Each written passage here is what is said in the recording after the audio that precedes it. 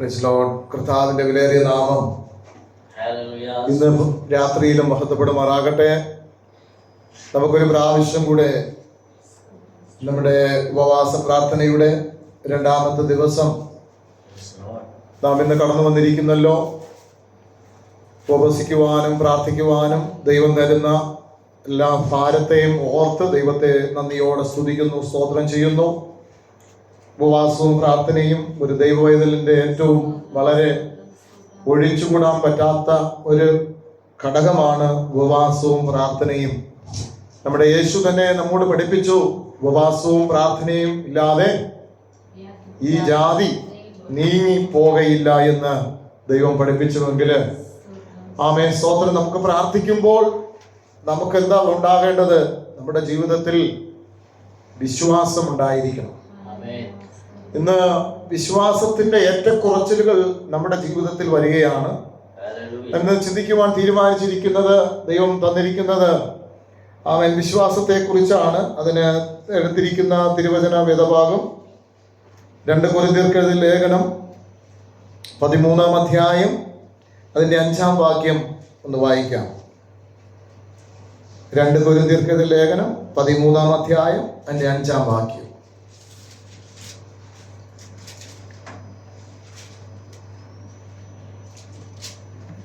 നിങ്ങൾ വിശ്വാസത്തിൽ ഇരിക്കുന്നുവോ എന്ന് നിങ്ങളെ തന്നെ പരീക്ഷിപ്പിൻ.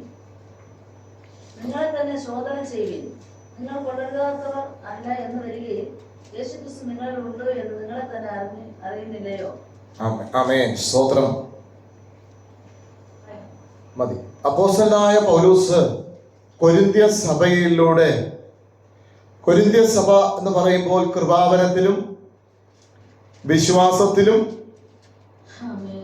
ആത്മീക വർധനവിലും വളരെ മുൻപന്തി നിൽക്കുന്ന ഒരു ദൈവസഭയാണ് കൊരിന്ത്യ സഭ എന്ന് നമുക്ക് 1 കൊരിന്ത്യർക്കെഴുതിയ ലേഖനം വായിക്കുമ്പോൾ കൃപാവരത്തിന്റെയും അനവിധമായ ദൈവത്തിന്റെ കൃപാവരങ്ങളെയും കുറിച്ച്, അല്ലെങ്കിൽ കൃപാവരങ്ങളെ ഓപ്പറേറ്റ് ചെയ്യുന്ന ഒരു സഭയായിരുന്നു കൊരിന്ത്യ സഭ എന്ന് നമുക്കവിടെ വായിക്കുമ്പോൾ നമുക്ക് കാണുവാൻ കഴിയുകയാണ്.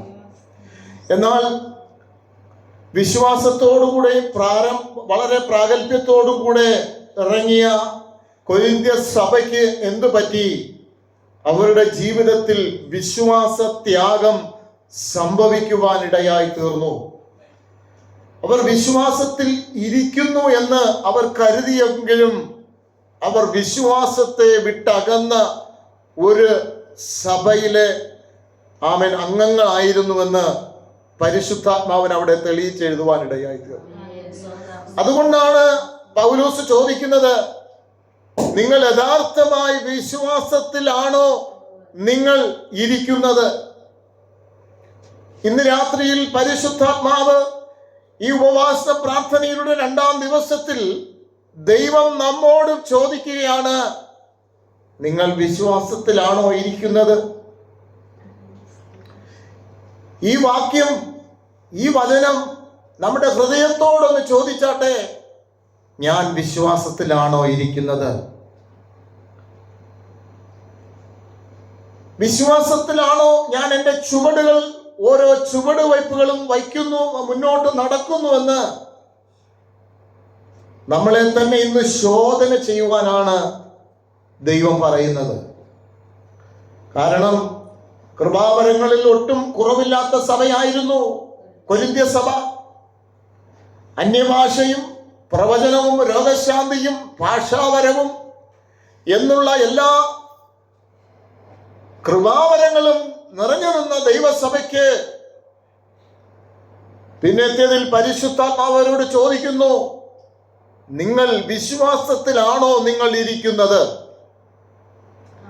വിശ്വാസത്തിൽ ഇരിക്കുന്നു എന്ന് പറയുമ്പോൾ പൂർണ്ണ ദൈവാശ്രയമാണ് ദൈവം നമ്മെ കുറിച്ച് നോക്കുന്നത്.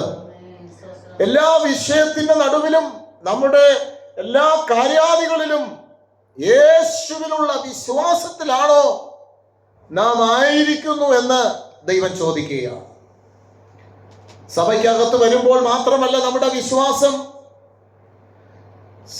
നാം ഭവനത്തിലിരിക്കുമ്പോൾ മാത്രമല്ല, നമ്മുടെ ജീവിതത്തിലുള്ള എല്ലാ ഭാഗങ്ങളിലും ഈ വിശ്വാസത്തിൽ തന്നെ നാം ഇരിക്കണമെന്ന് ദൈവം ആഗ്രഹിക്കുന്നു.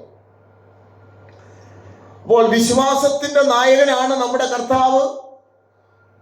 നമ്മുടെ നായകൻ ആരാണ്? വിശ്വാസത്തിന്റെ നായകനാണ്. ആ വിശ്വാസത്തിന്റെ നായകനായ യേശുവിനെ നാം ഒന്ന് ശ്രദ്ധിച്ചു നോക്കുന്നതാണ് നിങ്ങളുടെ വിശ്വാസത്തിന്റെ ഉറപ്പ്. ആമേൻ. ആ വിശ്വാസത്തിന്റെ നായകനായ യേശു ഇന്ന് ഈ ഉപവാസ പ്രാർത്ഥനയുടെ 2ാമത്തെ ദിവസം നമ്മോട് ചോദിക്കുകയാണ്, പ്രിയ ദൈവ പൈതലേ, പ്രിയ ദൈവമക്കളെ, നിങ്ങൾ വിശ്വാസത്തിൽ തന്നെയാണോ ഇരിക്കുന്നത്? നമ്മുടെ ഇന്നത്തെ രാവിലെ മുതൽ ഇന്ന് നമ്മൾ ചോദിച്ചാൽ എത്ര വിശ്വാസത്തിന്റെ വാക്കുകളാണ് എൻ്റെ ഉള്ളിൽ വന്നത്. പ്രതിസന്ധികളും പോരാട്ടങ്ങളും എല്ലാ ദൈവമക്കൾക്കും ചുറ്റും നിൽക്കുമ്പോൾ നമ്മുടെ വിശ്വാസത്തിന്റെ വാക്കുകളാണോ ഞാൻ എൻ്റെ വായിൽ വന്നത്, അല്ലെങ്കിൽ എൻ്റെ ഹൃദയത്തിൽ വന്നത്, എൻ്റെ ചിന്തയിൽ വന്ന് എന്ന് നാം ഒന്ന് ശോധന ചെയ്ത് നോക്കുമ്പോൾ നമുക്ക് തിരിച്ചറിയാൻ കഴിയും ഞാൻ എത്രമാത്രം വിശ്വാസത്തിന്റെ ലാണ് ഞാൻ നിൽക്കുന്നത് അല്ലെങ്കിൽ ഇരിക്കുന്നത്. മത്തായി സുവിശേഷം 17-ാം അധ്യായം അതിന്റെ 5-ാം വാക്യത്തില് വിശ്വാസത്തെ കുറിച്ച് 17-ാം അധ്യായം മത്തായി സുവിശേഷം 17-ാം അധ്യായം അതിന്റെ 21-ാം വാക്യത്തിൽ നമ്മൾ അവിടെ കാണുകയാണ്. വായിച്ചോ. നിങ്ങൾക്ക് കടുകുമണിയോളം വിശ്വാസം ഉണ്ടെങ്കിൽ ഈ മലയോട് ഇവിടെ നിന്ന് നീങ്ങി അങ്ങോട്ട് നീങ്ങുവാൻ എന്ന് പറഞ്ഞാൽ അത് നീങ്ങും, നിങ്ങൾക്കൊന്നും അസാധ്യമാകില്ല. ആമേൻ. ഇവിടെ പറയുകയാണ്, നിങ്ങൾക്ക് കടുകുമണിയോളം വിശ്വാസമുണ്ടെങ്കിൽ. കടുകുമണിയെ കണ്ടിട്ടുള്ളവരാണ് നാം എല്ലാവരും. നമ്മുടെ കറികളിൽ ഒഴിച്ചുകൂടാൻ പറ്റാത്തവര് അതാണ് കടുക് എന്ന് പറയുന്നത്, അല്ലേ? കടുക് എന്ന് പറയുമ്പോൾ ഞാൻ ചിന്തിച്ചത്, കടുകിനെ കുറിച്ച് പറയുമ്പോൾ പലരും പല അഭിപ്രായങ്ങൾ കടുകിനെ കുറിച്ച് പറയുന്നുണ്ട്. നിറവുള്ളതാണെന്ന് പറയും, അതിനൊക്കെ ഉള്ളിൽ പൊള്ളയില്ല എന്നൊക്കെ പറയും. പക്ഷേ ഞാൻ ചിന്തിച്ചപ്പോൾ ദൈവം എനിക്ക് മനസ്സിലാക്കുവാൻ കഴിഞ്ഞത്, അറ്റ്ലീസ്റ്റ് കടുകുമണിയോളമെങ്കിലും ഒരു വിശ്വാസത്തിന്റെ ഉറപ്പ് നമ്മുടെ ജീവിതത്തിൽ ഉണ്ടോ എന്ന് ദൈവം നമ്മോട് ചോദിക്കുകയാണ്. ആമേൻ. നമ്മുടെ വിശ്വാസം ഏതളവിലാണ് ഇന്ന് നമ്മുടെ മേൽ ഉണ്ടായിരിക്കുന്നത്? നാം റെഗുലറായിട്ട് ദൈവത്തെ ആരാധിക്കുന്നു, ദൈവസഭയിൽ കൂടുന്നു, ദൈവവചനങ്ങൾ വായിക്കുന്നു. ഇന്ന് ഞാനും ദൈവമായിട്ടുള്ള ബന്ധത്തിൽ എനിക്ക് എത്രമാത്രം വിശ്വാസം ഉണ്ട് എന്ന് ഇവിടെ നമ്മൾ കാണുന്നു. കടുകുമണിയോളം വിശ്വാസമുണ്ടെങ്കിൽ ഈ മലയോട് നീങ്ങി പോക എന്ന് പറഞ്ഞാൽ അങ്ങനെ സംഭവിക്കുമെന്ന് ദൈവവചനം പറയുമ്പോൾ നാം നമ്മുടെ പ്രതിസന്ധി, നമ്മുടെ മുമ്പിൽ നിൽക്കുന്ന ചില പ്രതികൂലങ്ങളെ, ചില മല പോലെ നിൽക്കുന്ന ചില പ്രതിബന്ധനങ്ങളുടെ മുമ്പാകെ നമുക്ക് ഇന്ന് രാത്രിയിൽ നമുക്ക് പറയാം, എന്റെ പ്രതിബന്ധനങ്ങളെ, എന്റെ പോരാട്ടങ്ങളെ ഞാൻ വിശ്വാസത്താൽ ഞാൻ നിന്നെ അങ്ങനെ ജയിക്കുകയാണ് എന്ന് നാം കർത്താവിൽ ആശ്രയിക്കുമ്പോൾ നമുക്ക് വായിച്ച കുറി വാക്യങ്ങളിലേക്ക് മടങ്ങി വരാം. നിങ്ങൾ വിശ്വാസത്തിൽ ഇരിക്കുന്നു എന്ന് നിങ്ങളെ തന്നെ പരിശോധിപ്പിൻ. Examine your self. എന്നെ പരിശോധിക്കണമെങ്കിൽ ഞാൻ തന്നെ പരിശോധിക്കണം. എന്റെ സ്വയം ഒന്ന് പരിശോധിക്കണം. നാം പലതും പരിശോധിക്കാറുണ്ട്. നമ്മളൊരു ഒരു സമ്മറിലേക്ക് കടന്നു വരുമ്പോൾ, ഒരു വിന്റർ സമ്മറിലേക്ക് കടന്നു വരുമ്പോൾ നമ്മുടെ എയർ കണ്ടീഷൻ എങ്ങനെ അത് കാര്യക്ഷമത ഉണ്ട് എന്ന് അറിയാൻ വേണ്ടി എന്ത് ചെയ്യും? നമ്മൾ അതിനെ ഒന്ന് സർവീസ് ചെയ്യും, അതിനെ ഒന്ന് പരിശോധിക്കും. എന്തിനു വേണ്ടിയിട്ട്? ഒരു നല്ല ഒരു കംഫർട്ടുള്ള ഒരു ജീവിതത്തിന് വേണ്ടി നമ്മൾ എന്ത് ചെയ്യും? നമ്മൾ അതിനെ ഒന്ന് പരിശോധിച്ച് നോക്കും. എന്തെങ്കിലും പ്രതികൂലങ്ങൾ ഉണ്ടോ, എന്തെങ്കിലും ഇതിനകത്ത് എന്തെങ്കിലും ഫാൾട്ടുകൾ ഉണ്ടോ എന്ന് പരിശോധിക്കും. നാം ഉപയോഗിക്കുന്ന വാഹനത്തെ നാം എന്ത് ചെയ്യും? പരിശോധിക്കും. എങ്ങനെ പരിശോധിക്കും? ഇതിനകത്ത് നമ്മൾ ഒരു ഡ്രൈവർ ആകുമ്പോൾ ഡ്രൈവർ രാവിലെ എന്ത് ചെയ്യും? ആ വണ്ടി ഒന്ന് നോക്കിയിട്ട് സ്റ്റാർട്ട് ചെയ്യുന്നതിന് മുമ്പ് എന്ത് ചെയ്യും? വെള്ളമുണ്ടോ, എഞ്ചിൻ ക്ഷമതയാണോ എന്നൊക്കെ നോക്കിയിട്ടും, അല്ലെങ്കിൽ ടയറിൽ കാറ്റുണ്ടോ എന്നൊക്കെ നോക്കിയിട്ടായിരിക്കും ആ വാഹനം ഓടിക്കുന്നയാൾ ആ വാഹനം മുന്നോട്ട് ഓടിക്കുന്നത്. എന്ന് പറയുന്നത് പോലെ ഒരു ദൈവ പൈതൽ ദിനം പ്രതി അവൻ ദൈവത്തോട് ചോദിക്കേണ്ടത്, ഞാൻ വിശ്വാസത്തിൽ തന്നെയാണോ ഞാൻ ഇരിക്കുന്നു എന്ന് ഒരു ഉറപ്പ്, ഒരു പരിശോധന, എക്സാമിൻ ചെയ്യണം എന്നെ തന്നെ. നമുക്ക് മറ്റുള്ളവരെ എക്സാമിൻ ചെയ്യുവാൻ വളരെ എളുപ്പമാണ്. പക്ഷേ നമ്മെ തന്നെ ഒന്ന് എക്സാമിൻ ചെയ്യണം, നമ്മെ തന്നെ ഒന്ന് പരിശോധിച്ച് ദൈവത്തോട് പറയണം, കർത്താവേ, ഞാൻ യഥാർത്ഥത്തിൽ ഒരു വിശ്വാസത്തിലാണോ എൻ്റെ ജീവിതം? വിശ്വാസത്തെ ഞാൻ പരിശോധിച്ചാണോ എൻ്റെ ജീവിതമെന്ന് നാം ഉറപ്പ് വരുത്തിയിട്ട് മാത്രമേ നമ്മുടെ ക്രിസ്തീയ ജീവിതം മുന്നോട്ട് പോകുവാൻ ഇടയാകൂ. അതുകൊണ്ട് നാം നമ്മുടെ ജീവിതത്തിൽ നമ്മെ തന്നെ പരിശോധിച്ച്, അതുകൊണ്ടാണ് സങ്കീർത്തനക്കാരൻ പറയുന്നത്, വ്യസനത്തിലുള്ള മാർഗം എന്നിലുണ്ടോ എന്ന് നോക്കി ശാശ്വത മാർഗത്തിലേക്ക് നീ എന്നെ ഒന്ന് നടത്തണമേ. എൻ്റെ ജീവിതത്തിൽ പാപസ്വഭാവങ്ങള്, അവിശ്വാസമുള്ള ദുഷ്ടഹൃദയം എന്നിൽ കടന്നു വരുവാൻ സാധ്യതയുണ്ട്. ആമേൻ. എബ്രായർക്ക് ലേഖനം എടുക്കാം. എബ്രായർക്ക് ലേഖനം, ഇവിടെ നമ്മളൊരു വാക്യം വായിക്കുന്നല്ലോ. എബ്രായർക്ക് ലേഖനം 1-ാം അധ്യായം, 3-ാം അധ്യായം അതിന്റെ 12-ാം വാക്യം ഒന്ന് വായിക്കാമോ? സഹോദരന്മാരെ, ജീവനുള്ള ദൈവത്തെ ത്യജിച്ച് കളയാതിരിക്കേണ്ടതിന് അവിശ്വാസമുള്ള ദുഷ്ടഹൃദയം നിങ്ങളിൽ ആർക്കും ഉണ്ടാകാതിരിക്കാൻ നോക്കുവിൻ. അപ്പോൾ സഹോദരന്മാരെ, ജീവനുള്ള ദൈവത്തെ ത്യജിച്ച് കളയുന്ന അവിശ്വാസമുള്ള ദുഷ്ടഹൃദയം നിങ്ങളിൽ ആർക്കും ഉണ്ടാകാതിരിക്കാൻ നോക്കുവിൻ. ആമേൻ. ഇന്ന് ദൈവസന്നിധിയിൽ അവിശ്വാസത്തെ നമ്മൾ ശാസിക്കണം. നമ്മുടെ അവിശ്വാസത്തിന്റെ വാക്കുകളെ നാം ശാസിക്കണം. യേശുവിന്റെ നാമത്തിൽ നമ്മുടെ മനസ്സിലിരുന്നു കൊണ്ട് തന്നെ പറയും, ഇത് നടക്കത്തില്ല, ഇത് ഞാൻ മുന്നോട്ട് പോയ നടക്കത്തില്ല, എന്നാൽ എൻ്റെ യേശുവിനാൽ ഇത് സാധിക്കും. ആമേൻ. നമ്മള് എബ്രായർക്ക് എഴുതിയ ലേഖനം 13-11 അധ്യായം ഒക്കെ വായിക്കുമ്പോൾ വിശ്വാസ വീരന്മാരുടെ വലിയൊരു പട്ടിക നമ്മൾ അവിടെ കാണുകയാണ്. വിശ്വാസത്താൽ അവർ തീയുടെ ബലത്തെ ക്ഷയിപ്പിച്ചു കളഞ്ഞു. വിശ്വാസത്താൽ അവർ എങ്ങനെ യാത്ര ചെയ്തു എന്ന്, ആമേൻ, വിശ്വാസത്താൽ അവർ എങ്ങനെ മുന്നോട്ട് നമ്മുടെ പൂർവ്വപിതാക്കന്മാർ ദൈവത്തെ ആരാധിച്ചു, ദൈവത്തെ സേവിച്ചു എന്ന് അവിടെ വ്യക്തമായിട്ട് എഴുതിയിരിക്കുകയാണ്.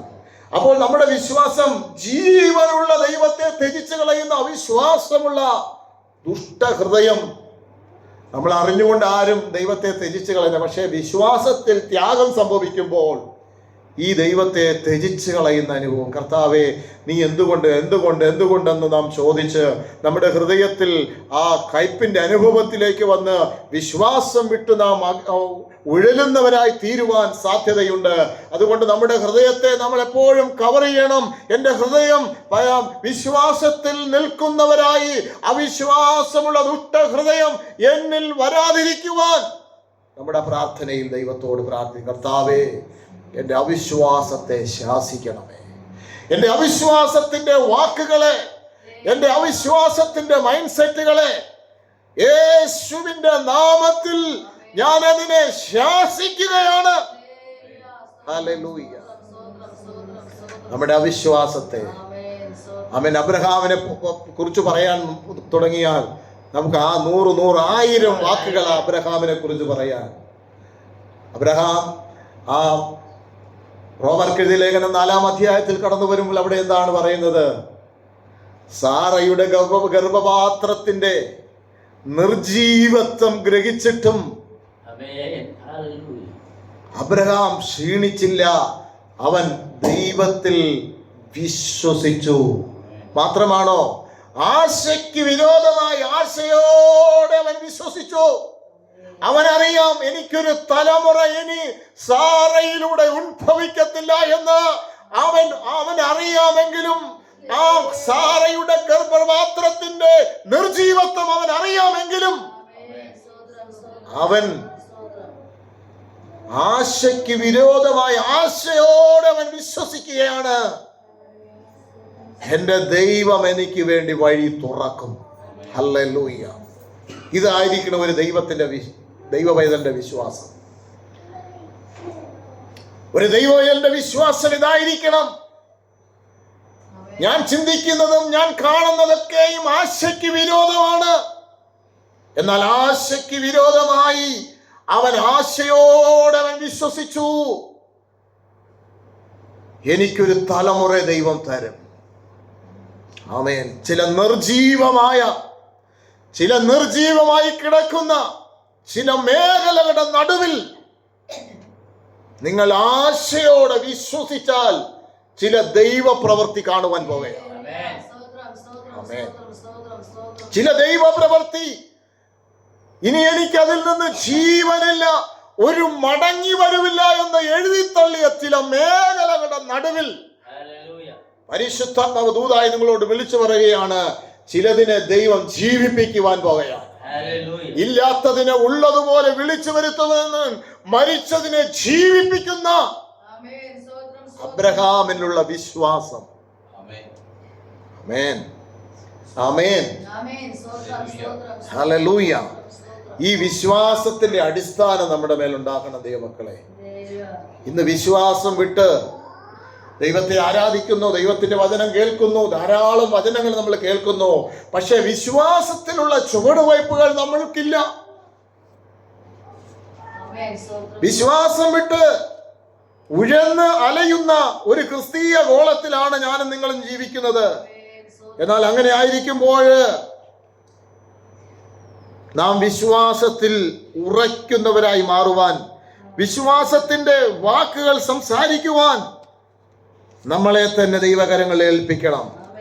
അവിശ്വാസമുള്ള ദുഷ്ടഹൃദയത്തെ ഇന്ന് യേശുവിന്റെ നാമത്തിൽ അതിനെ ശാസിച്ച് പ്രാർത്ഥിക്കണം. മനുഷ്യനാണ്. നമ്മുടെ പ്രതിസന്ധികൾ കാണുമ്പോൾ, പോരാട്ടങ്ങൾ കാണുമ്പോൾ, നമ്മുടെ മുമ്പിൽ നിൽക്കുന്ന പ്രതിബന്ധനങ്ങൾ കാണുമ്പോൾ നാം പലപ്പോഴും പതറിപ്പോകാറുണ്ട്. എന്നാൽ ദൈവമക്കളെ, നാം ദൈവസനിൽ ഉറച്ചു പ്രാർത്ഥിക്കുമ്പോൾ ആമേൻ ചില വിടുതലുകളെ നമുക്ക് കാണുവാൻ കഴിയും. 2 തീമോത്തിയോസ് 1 അധ്യായം അതിന്റെ 3, 4, 5 വാക്യം ഒന്ന് വായിക്കാമോ? 2 തീമോത്തിയോസ് 1 അധ്യായം അതിന്റെ 3, 4, 5 വാക്യങ്ങൾ.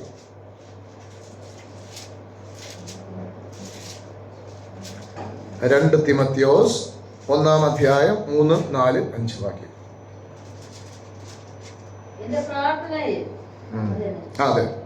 എന്റെ പ്രാർത്ഥനയിൽ രാവും പകലും ഇടപെടാതെ നിന്നെ സ്മരിച്ച് നിന്റെ കണ്ണുനീർ ഓർത്തും നിന്നെ കണ്ട് സന്തോഷപൂർണ്ണനാകുവാൻ വാഞ്ചിച്ചുകൊണ്ട് ഞാൻ പൂർവന്മാരുടെ ദൃഷ്ടാന്തം അനുസരിച്ച് നിർമ്മല മനസ്സാക്ഷിയോടെ ആരാധിക്കുന്ന ദൈവത്തിന് നിന്നെ നിർവ്യാജ വിശ്വാസത്തിന്റെ ഓർമ്മ നിമിത്തം സ്തോത്രം ചെയ്യുന്നു.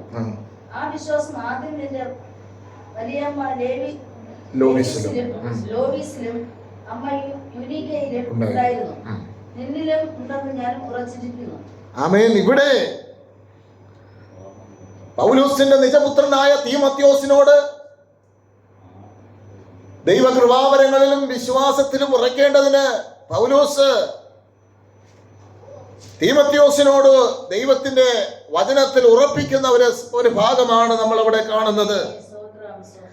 അവിടെ നമ്മൾ കാണുന്നു, നിന്റെ നിർവ്യാജ വിശ്വാസത്തിന്റെ ഓർമ്മ നിമിത്തം ഞാൻ സ്തോത്രം ചെയ്യുന്നു.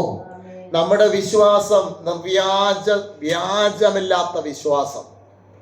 ആമേൻ. ദൈവം നമ്മെ വിടുവിക്കും. എന്നാൽ ആ വിശ്വാസം ആദ്യം നിന്റെ വലിയമ്മ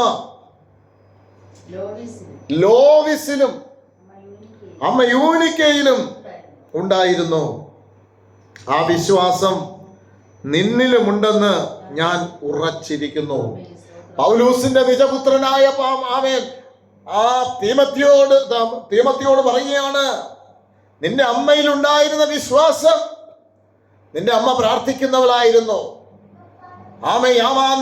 യാമാന്തരങ്ങളിൽ മേല് തീമോത്തിയോസ് അറിയാതെ അവന്റെ അടുക്കൽ, അവന്റെ ബെഡിന്റെ അടുക്കൽ വന്ന് പ്രാർത്ഥിക്കുന്ന ഒരു അനുഭവം അമ്മ ലോവീസിനുണ്ടായിരുന്നു. ആ വിശ്വാസം അവരുടെ മേലുണ്ടായിരുന്നു. എന്നാൽ ഈ വിശ്വാസം നിന്നിലും ഉണ്ടെന്ന് ഞാൻ ഉറച്ചിരിക്കുന്നു. ഒന്ന് ഉറപ്പുണ്ടാകണം. എന്റെ പിതാക്കന്മാർ സേവിച്ച, എന്റെ ബാല്യത്തിൽ എന്നെ വളർത്തിക്കൊണ്ടുവന്ന എന്റെ ദൈവം, ആമൻ, എന്റെ മാതാപിതാക്കൾ എന്നിലേക്ക് പകർന്ന ഒരു വിശ്വാസമുണ്ട്. നമുക്ക് ആമൻ പകർന്നു തന്ന വിശ്വാസം നിന്നിലുമുണ്ടെന്ന് ഞാൻ ഉറച്ചിരിക്കുന്നു. എത്ര ഉറപ്പ് നമുക്കുണ്ട്. നമ്മുടെ പിതാക്കന്മാർ ഒരിക്കലായി പരമേൽപ്പിച്ച ഈ വിശ്വാസം, ആ ഉറപ്പ് നമ്മുടെ ജീവിതത്തിൽ ഉണ്ടെങ്കിൽ, പ്രിയ ദൈവമക്കളെ, നമ്മുടെ മുഖം ലജ്ജിച്ചു പോവാൻ എൻ്റെ ദൈവം അനുവദിക്കത്തില്ല. നാം ഇവിടെ വായിച്ച വാക്യത്തിലേക്ക് നാം മടങ്ങി വരുമ്പോൾ ദൈവം നമ്മോട് പറയുന്നത് എന്താണ്? നിങ്ങൾ വിശ്വാസത്തിൽ തന്നെയാണോ നിങ്ങൾ ഇരിക്കുന്നത്? നിങ്ങൾ വിശ്വാസത്തിൽ ആണോ ഇരിക്കുന്നത്? വിശ്വാസത്തിലാണോ നിങ്ങൾ യാത്ര ചെയ്യുന്നത്? വിശ്വാസത്തിലാണോ നിങ്ങൾ ഓരോ ദിവസവും ദൈവസഭയിലേക്ക് കടന്നു വരുന്നത്? വിശ്വാസത്തിലാണോ നിങ്ങളുടെ ജോലി സ്ഥാനങ്ങളിൽ നിങ്ങൾ ആയിരിക്കുന്നത്?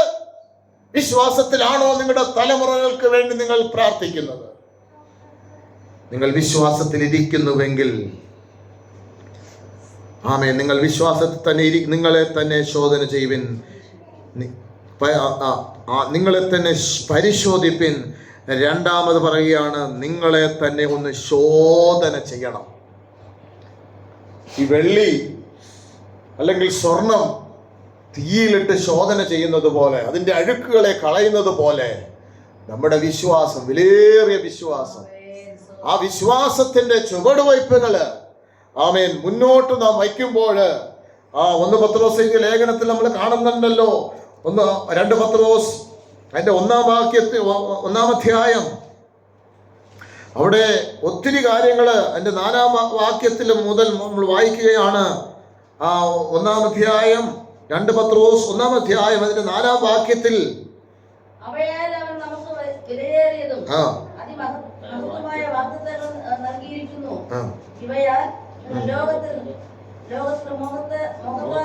നാശം വിട്ടകന്ന്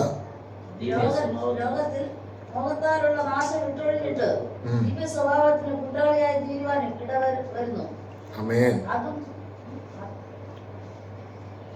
അതുനിമിത്തം തന്നെ നിങ്ങൾ സകല ഉത്സാഹവും കഴിച്ച് നിങ്ങളുടെ വിശ്വാസത്തോടുള്ള വീര്യം, വിശ്വാസത്തോടുകൂടെ വീര്യം.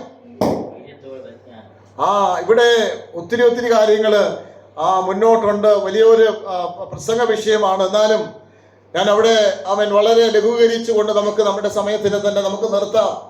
ഇവിടെ ഓരോന്നോരോന്നിനോട് കണക്റ്റഡ് ആണ്. നമ്മുടെ വിശ്വാസത്തിന്റെ വീര്യം എന്ന് പറയുമ്പോൾ നമുക്ക് അതിന്റെ പുറകിൽ ഒരു ഉത്സാഹം ഉണ്ടായിരിക്കണം. അതുകൊണ്ടാണ് ഉത്സാഹത്തിനും അടുപ്പില്ലാത്തവരായി ആത്മാവിൽ എരിവോടുകൂടെ ഈ ദൈവത്തെ സേവിക്കണം. പലപ്പോഴും നമ്മുടെ പ്രാർത്ഥനയിലും നമ്മുടെ പാട്ടിലും ദൈവത്തെ വർഷിപ്പ് ചെയ്യുന്നതിനൊക്കെ നമ്മൾ എന്ത് ചെയ്യണം? നമുക്കൊരു എരിവില്ല. എരിവെന്ന് പറഞ്ഞാൽ എന്താ? ഒരു കത്തുന്ന അനുഭവം.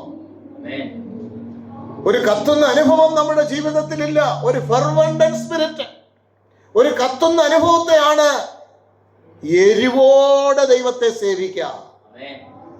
സങ്കീർത്തനക്കാരൻ പറയാണ്, എന്റെ ആലയത്തെ കുറിച്ചുള്ള എരിവെന്നെ തിന്നുകളയുന്നു. ആലയത്തെ കുറിച്ചുള്ള ഒരു എരിവ്, ദൈവജനത്തെ കുറിച്ചുള്ള ഒരു എരിവ്, ഒരു ഫെർവന്റ് സ്പിരിറ്റ് നമ്മുടെ മേൽ വർക്ക്ഔട്ട് ചെയ്യുന്നില്ലെങ്കിൽ നമുക്ക് ദൈവത്തിലുള്ള വിശ്വാസത്തിൽ ജീവിക്കുവാൻ കഴിയില്ല. ആമേൻ. ഇതിവിടെ ഒത്തിരി കാര്യങ്ങൾ മുന്നോട്ട് പറയുന്നുണ്ടെങ്കിലും അത് നിങ്ങൾ വീട്ടിൽ പോയി വായിച്ചത് ധ്യാനിക്കണം. ആമേൻ. ഇവയാൽ അവിടെ നമ്മൾ കാണുന്ന ഉത്സാഹം കഴിക്കുന്നു. വിശ്വാസത്തോട് വീര്യവും, വീര്യത്തോട് പരിജ്ഞാനവും. ആമേൻ. ഇതിവിടെ ഒത്തിരി കാര്യങ്ങൾ. ഇന്ദ്രിയജയം, സ്ഥിരത, സ്ഥിരതയോട് ഭക്തിയും, ഭക്തിയോട് സഹോദരപ്രീതിയും എല്ലാം ഇന്റർ കണക്റ്റഡ് ആണ്. വിശ്വാസത്തിൽ കൂടെ ഉണ്ടാകുന്ന അനുഭവങ്ങളാണ് പത്രോസ് അപ്പോസ്തലൻ ഇവിടെ വെളിപ്പെടുത്തി തരുന്നത്. വിശ്വാസത്തോട് വീര്യമുണ്ടായിരിക്കട്ടെ. നമ്മുടെ ജീവിതത്തിൽ വിശ്വാസത്തോട് നമ്മുടെ വിശ്വാസം എങ്ങനെയാണ്? നമ്മുടെ പിതാക്കന്മാർ, നമ്മുടെ മാതാപിതാക്കന്മാർ അവർ വിശ്വാസത്താൽ നമ്മുടെ കൈവച്ച് പ്രാർത്ഥിക്കുമ്പോൾ നമ്മൾ സൗഖ്യം പ്രാപിച്ചിട്ടുണ്ട്. ഇന്ന് എന്തുകൊണ്ടാ സൗഖ്യം വ്യാപരിക്കാത്തത്? അന്നുള്ള യേശുവല്ലേ ഇന്നത്തെ യേശു?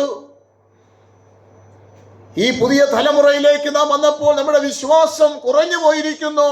വിശ്വാസത്തിൽ നമുക്ക് ആ എരിവ് നഷ്ടപ്പെട്ടിരിക്കുന്നു എന്ന് ദൈവവചനത്തിൽ പറയുമ്പോൾ നമ്മുടെ ആദ്യ പ്രത്യാശയിലേക്ക് നമുക്കൊന്ന് മടങ്ങി വരാം. ആദ്യ വിശ്വാസത്തിലേക്ക് നമുക്കൊന്ന് മടങ്ങി വരാം. ആമേൻ. നമ്മുടെ ആദ്യ സ്നേഹത്തിലേക്ക് നമുക്കൊന്ന് മടങ്ങി വരുന്നാൽ, ഇവിടെ അനേക ദൈവവചനങ്ങളിലൂടെ ഓരോന്നായി നമ്മുടെ ജീവിതത്തിൽ സഹോദരപ്രീതി വരണമെങ്കിൽ വിശ്വാസമാണ് അതിൻ്റെ എല്ലാത്തിൻ്റെയും കീ ആയിരിക്കുന്നത്. ഒരു സഹോദരനെ സ്നേഹിക്കണമെങ്കിൽ, ഒരു സഹോദരനെ തൻ്റെ ഭാരത്തിൽ അവർ പോയി ഇടപെടണമെങ്കിൽ നമുക്കെന്ത് വേണം? വിശ്വാസം, യേശുവുള്ള വിശ്വാസം. അതെന്നെ സകല ഇന്ദ്രിയങ്ങളെയും ജയിക്കുവാൻ കഴിയുന്ന ഒരു സ്ഥിരതയിലേക്ക് ദൈവം എന്നെ കൊണ്ടുപോകുവാൻ ഇടയായിത്തീരും. ഇന്ന് രാത്രിയിൽ വചനം കേട്ടുകൊണ്ടിരിക്കുമ്പോൾ കർത്താവെ, ഈ ഫാസ്റ്റിംഗ് പ്രയറിലൂടെ ഈ പരിശുദ്ധാത്മാവിനോട് ഈ വചനം പറയുമ്പോൾ, കർത്താവെ, ഞാനിത് ഏറ്റെടുക്കുകയാണ്. ഞാൻ എന്നെ തന്നെ ഒന്ന് പരിശോധിക്കുകയാണ്. എന്നെ തന്നെ ഒന്ന് പരിശോധിക്കുകയാണ്. എന്നെ തന്നെ ഒന്ന് ശോധന ചെയ്യുകയാണ്. കർത്താവെ, എന്നിൽ എത്രമാത്രം വിശ്വാസമുണ്ട്. നമ്മളെ കണ്ണുകളെ ദൈവസന്നിധിയിലേക്ക് ഉയർത്താം. കരങ്ങാമേ, ദൈവസന്നിധിയിലേക്ക് നമുക്ക് പ്രാർത്ഥിക്കാം. കർത്താവെ, ഞാൻ വിശ്വാസത്തിലാണോ ഇരിക്കുന്നത്? വിശ്വാസത്തിന്റെ വാക്കുകളാണോ ഞാൻ സംസാരിക്കുന്നത്? ആമേൻ. അവിശ്വാസമുള്ള ദുഷ്ട ഹൃദയം എന്നിൽ വന്നിട്ടുണ്ടോ എന്ന് നമ്മളെ തന്നെ ഒന്ന് പരിശോധിക്കുവാനായിട്ട്. ആമേൻ. ഞാൻ ജീവനോടെ ഇരുന്ന് ദൈവത്തിന്റെ പ്രവൃത്തി കാണും. ഹല്ലേലൂയ. ഞാൻ ജീവനോടെ ഇരുന്ന് ദൈവത്തിന്റെ പ്രവൃത്തി കാണും. ഈ ദിവസങ്ങൾ വിശ്വാസത്തിന്റെ വീര്യമുണ്ടാകട്ടെ. ആമേൻ. ഒരു വീര്യമുണ്ടാകട്ടെ. ഒരു കത്തുന്ന അനുഭവമായി മാറട്ടെ. സ്തോത്രം. വിശ്വാസം എന്നതോ ആശിക്കുന്നതിന്റെ ഉറപ്പും കാണാത്ത കാര്യം കൊണ്ട് നിശ്ചയമാകയാണ്. വിശ്വാസത്തിന്റെ നായകൻ നമ്മുടെ മുമ്പ് ഉണ്ടാകുകയാണ്. വിശ്വാസത്തിന്റെ നായകൻ നമുക്ക് നല്ലൊരു വഴി പറഞ്ഞു തന്നിരിക്കുമ്പോൾ, ഹല്ലേലൂയ, ഇന്ന് രാത്രിയിൽ ഈ വചനം ദൈവകരങ്ങളിൽ ഏൽപ്പിച്ചുകൊണ്ട് നമുക്ക് ദൈവത്തിനെ പ്രാർത്ഥിക്കാം. ഈ വചനങ്ങളാൽ പരിശുദ്ധാത്മാവ് നമ്മെ സഹായിക്കുമാറാകട്ടെ.